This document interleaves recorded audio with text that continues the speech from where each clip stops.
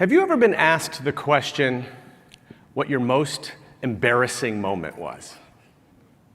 For a long time, I didn't have an answer to it until I applied to graduate school. One of the questions on the essays was to name 3 adjectives that you would use to describe yourself. Well, I thought about it and I was like, well, I can't give the same adjectives that everyone else is going to give. Loyal, smart, hardworking. So what am I going to do? I decided to write a humor piece in which we got into Dan's brain as he thought of and then discarded certain adjectives. One of the adjectives that I thought of and discarded was strikingly handsome. Fast forward to the first day of school, because yes, I got in. The head of admissions does a speech every year that I think is there solely to scare the living daylights out of every new student. She basically recounts all of the accomplishments of the incoming class. I remember one of my classmates had spent over a year in Africa literally feeding starving children. Another one was a decorated war hero from the military. And yet a third had started and sold 5 different businesses. And then, she said, one of your classmates had the audacity to describe himself as strikingly handsome. Uh-oh. What if we had him stand up? What do you think, guys? Everybody's cheering. I'm slinking down into the chair like this is the worst moment of my life. She keeps teasing the audience, and I'm trying to figure out, is she really going to call me by name? Is she really going to do this to me? And I decided, yes, she is. And so I said, okay, I got to get ahead of it.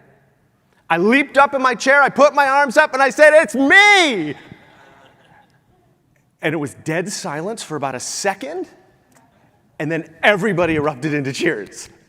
And for the next 2 years at school, I had people coming up to me saying, I would introduce myself, hey, I'm Dan. They're like, you're the strikingly handsome guy. Now, why am I telling you this story and reliving the most embarrassing moment of my life? It's because I knew I didn't have the best grades. I knew I didn't have the best test scores. I knew I had to do something to stand out.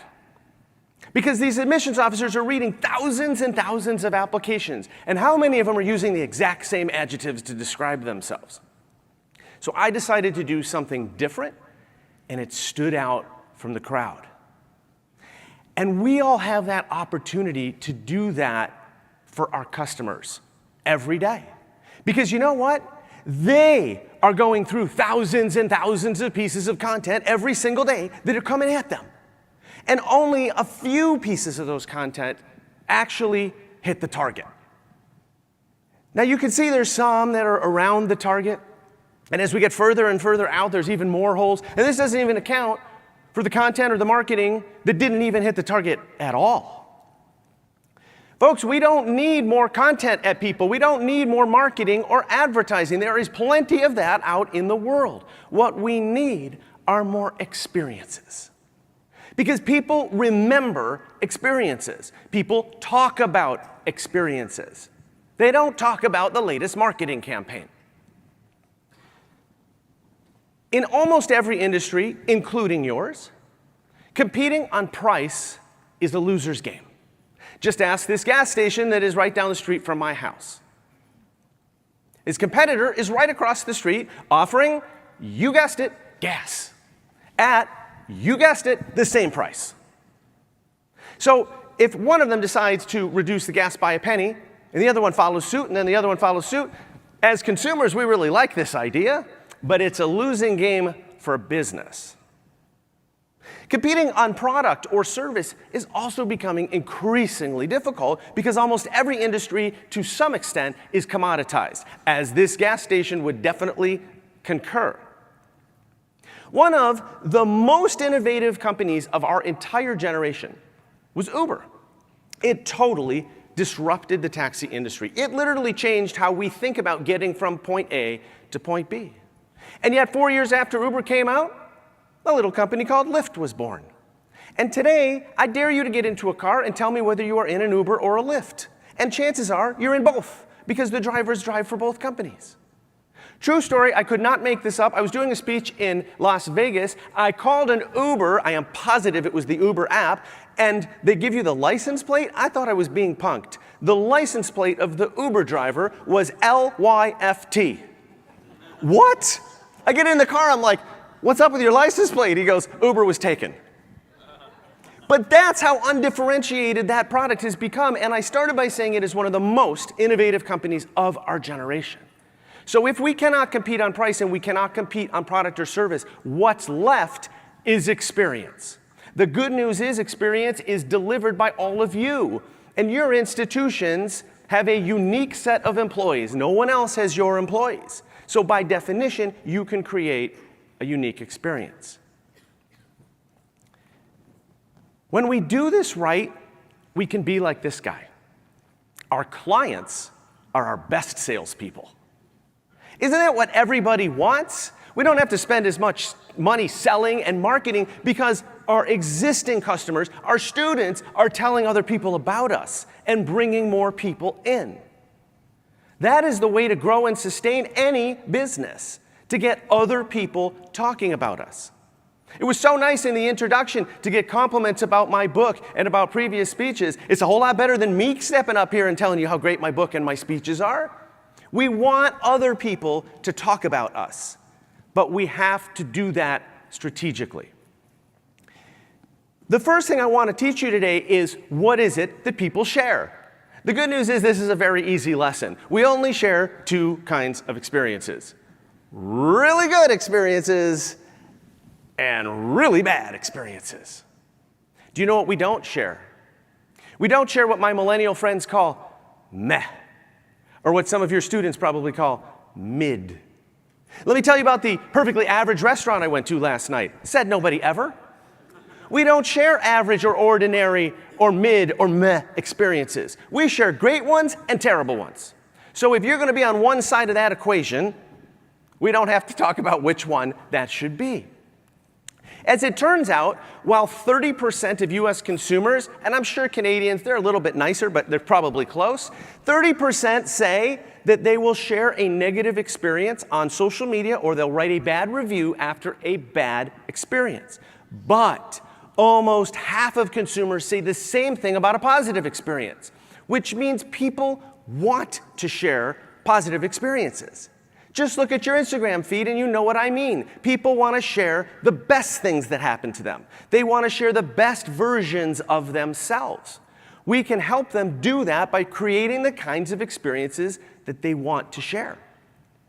So why don't we see more people talking positively about our schools or about other businesses? It's because of this very sad stat. 2/3 of consumers cannot remember the last time any brand exceeded their expectations. Any brand. Think of all the brands that you do business with on a daily basis. At least we know for Rebecca, Target is one of those brands, so she's in the 34%. We want to get more people there, and that is our opportunity. We can be that organization that people do remember for exceeding our expectations, and therefore that we want to talk about.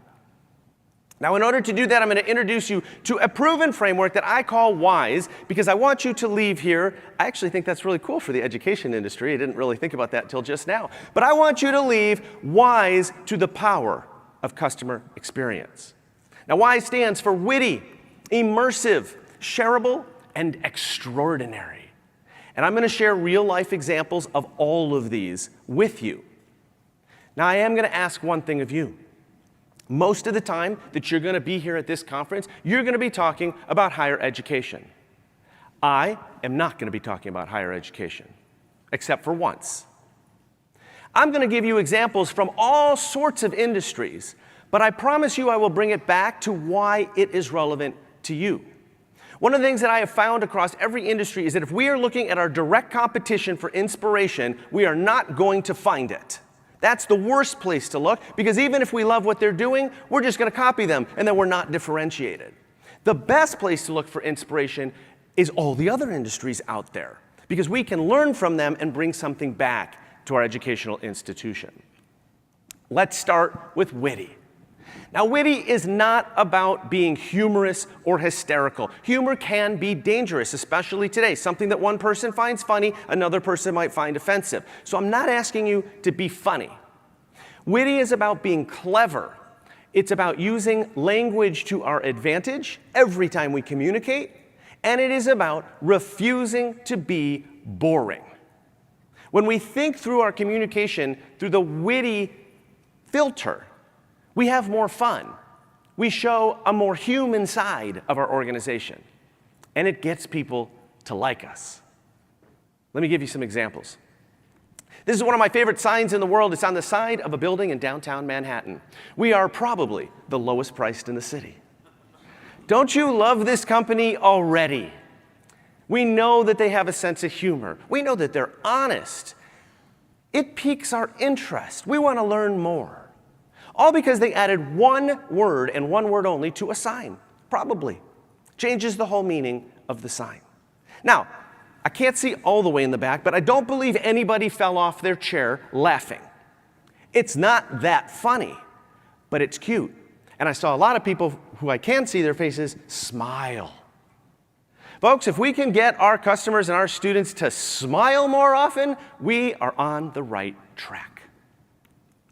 I don't know if any of you have visited the traveling Van Gogh exhibit that's going around the country. Even if you don't like art, I would argue it's almost more of a technology exhibit than an art exhibit. Now, you may know that Van Gogh is known for his sunflower paintings. I loved the exhibit, but what I loved even more were the signs around the exhibit. You see, they took the sunflower motif and they combined it with the spelling of Van Gogh's last name for signs like this: go this way. And this one, no go. And my favorite, gotta go.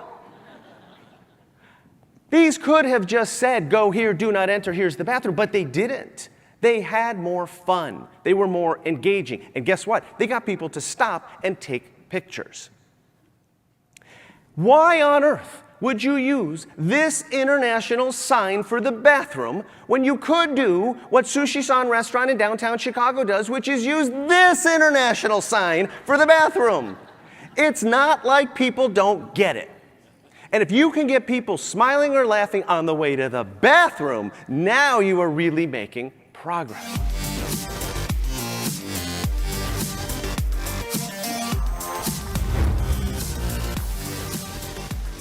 Good morning. All right, I'm not usually up this early, so I am going to be in charge of keeping you guys wide awake and getting you ready for a great day. Today we're going to talk about how a remarkable customer experience can be your best sales and marketing strategy. Now, I want to start with something maybe a little bit controversial, especially for a bunch of salespeople in the room. Competing on price is a loser's game. Just ask this gas station down the street from my house. Every time they lower the price of gas by a penny, the gas station across the street from them does the same thing. And on we go until they're giving away gas for free. Competing on product has also become really, really difficult, as I'm sure the gas station people would attest. But consider a company that's considered one of the most innovative companies in the world, Uber. And they got copied by Lyft. So if we can't compete on price and we can't compete on product, what's left? The answer is customer experience. And the best part about customer experience is that it's delivered by human beings. And the human beings at Banco Dental are unique. No one else has our human beings, which means that we can provide a customer experience that no one else can provide. If you're driving down the street and you see this gas station versus the one that has a sign for 99-cent 2-liter bottles of Pepsi, which one makes you feel better about doing business with them? I would stop at this one. Now, throughout this presentation, I want you to think about two populations. The first is the experience of being a Banco customer. I don't mean what are they buying from us and how much more can I sell to them. What I mean is put yourself in their shoes, as if they are receiving your visit. What does it feel like to be a Banco customer? What are the emotions attached to it? And how is that different from our competition? The other population that we can't forget about is what is it like to be a customer of our customer? After all, most of the equipment and the supplies that we sell, this person is either the recipient of or end user of. And so if we think about their experience, we can think about how to have our dentists provide a unique customer experience, which makes their business more profitable, which means they need to buy more stuff from us. Think about both of those populations throughout my presentation, because the examples that I'm going to show you are not from the dental industry, and that is on purpose. I want you to stretch your mind and think about what other companies in other industries do and how we can apply it back to our company. So first I want to talk about what kind of experiences get shared. Now, I'm a big social media guy, and when we think of social media, we often think of negative experiences, right?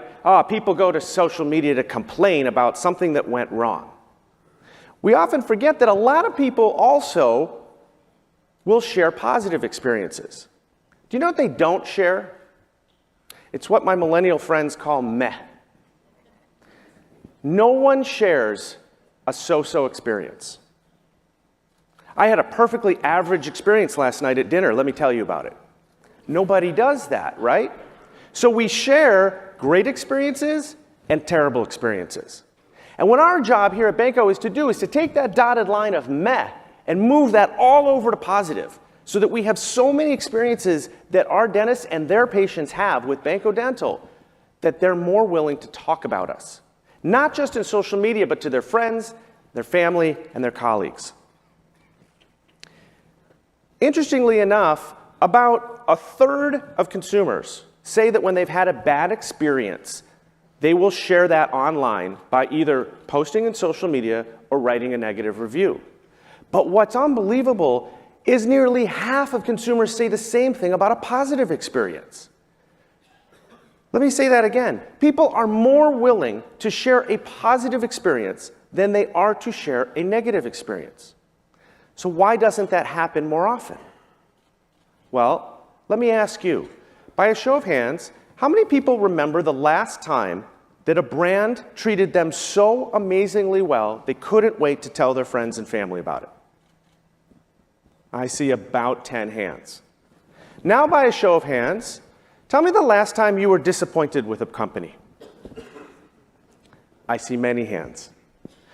As consumers, we don't have any positive experiences to share, or very, very few of them, which is why, as a company, when we can provide that positive experience, that alone is surprising to the customer, and they will want to talk about it. As it turns out, half of consumers say that the companies they do business with don't meet their expectations for a good experience. And this room, I would say, was probably higher than 66%, but 2/3 of people say they cannot remember the last time that a brand exceeded their expectations. And I don't want you to be drawn to the word consumer here. I want to take a moment to explain that. Yes, this data is on consumers, but please remember that your dentists are consumers in their real life. And whether you like it or not, you are being compared against the experiences that they are having with consumer brands. Alan and I have talked about this a lot, that Amazon's probably the easiest site in the world to deal with. So when somebody comes and shops at our site, what do you think they're comparing it to? And by the way, that's true of every e-commerce site in the world gets compared to Amazon. Likewise, your dentists are comparing the experience of dealing with you to any other experience that they've had as a professional or a consumer. Now, you also might be asking, does this customer experience stuff make me any money? And the answer is absolutely. You're looking at a chart that was put together by a company called Watermark Consulting. They took a look at the Forrester Customer Experience Index, which is like the gold standard for rating companies on customer experience. They looked at stock market returns, not including the last 2 weeks, over an 11-year period of the companies that were at the top of the Forrester Customer Experience list, the leaders, and also the companies that were at the bottom, the laggards. And what you'll see is that the leaders crush the market, the laggards are way behind the market, and probably most importantly, the leaders performed 3 times as well as the laggards. Now, I know Banco's not a public company, but what makes a stock move like that? Profit, revenue, sales. So we can do the same thing by providing a great experience and being at the top of that list. So I've developed a methodology on how to create a great experience in your business. And this applies to Banco as a whole, but I also think it applies to each one of the salespeople in the room who really have their own businesses. Y stands for witty, immersive, shareable, and extraordinary. And we're going to talk about all 4 of these, and here's where I'm going to give you lots of examples. So let's start with witty. Now, when I say witty, I don't mean humorous, because humor can be dangerous. What I find funny, you might find offensive, or vice versa. So I'm not telling you to go out there and be a stand-up comedian. But I am asking you to look at every piece of communication that you have and try to figure out how you can change the words to be a little bit more clever, to get maybe a smile on someone's face, not a wholehearted laugh. Like this guy in Manhattan. I absolutely love this guy. I don't even know what he sells, but I know he's got a personality. I know he's honest, and I want to do business with him. It's a shoe store, by the way, in case you were wondering. When you land in the Louisville, Kentucky airport, you get a sign about distilling great experiences.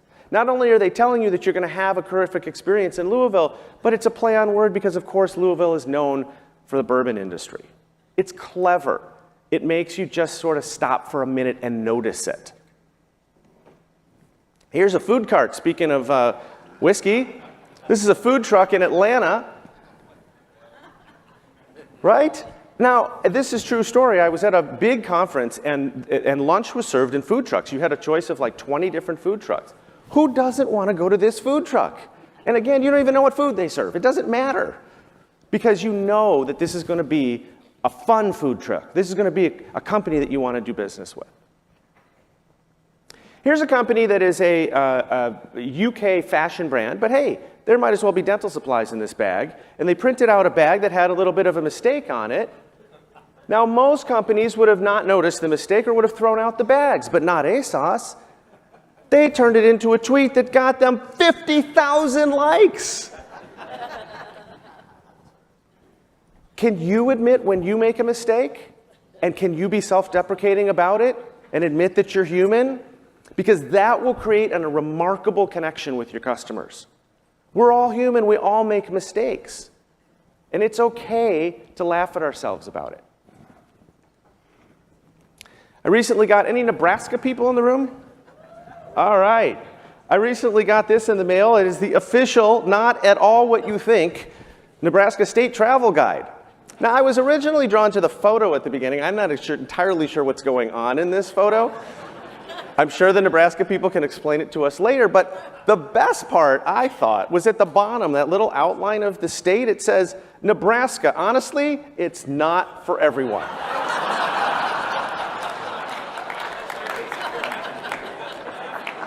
Who wants to go to Nebraska now?